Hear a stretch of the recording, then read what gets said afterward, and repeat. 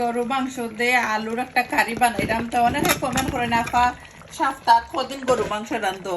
গরু মাংস আমার বাসাত সবাই পছন্দ, সপ্তাহ তো 2বার ওই যায়। বেরির মাংস, গরু মাংস একটা শেষ হইলে মাংসর কারি আর একটা রান্ধা লাগে। রায়হান আর রিজওয়ান তারা দুইও বাইয়ে মাছ এটা তেমন একটা পছন্দ নাই, রায়হান বড় মাছ হইলে লই। তো মাংসর কারি আসলে একটা ফিনিশ হইলে আর একটা বানানি লাগে, ওইতে চিকেন নাইলে বেরির মাংস নাইলে গরুর মাংস। তো অনেকে কোয়েশ্চেন করেন রেগুলার যারা দেখুন জানতে চাই, অসুবিধা নাই। তো এখানে সুন্দর হইরা বেশাইয়া এখানে 3 কেজি মাংসের উপর হইব।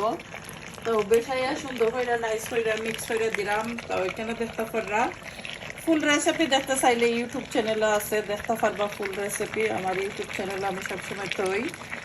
তো পুরা টমেটো, পুরা পেপার, লিটল বিট কাঁচামরিচ দিছি।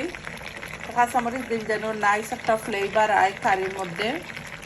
তো যারা সবসময় আমার সুন্দর সুন্দর কমেন্ট করেন, বিগ থ্যাংক ইউ আপনারা রে, মনটা কি দোয়ার ভালোবাসা রইল। আর একটু সুন্দর করে নিছি উপর করে বালা টিকেনে মিক্স করে দিমু।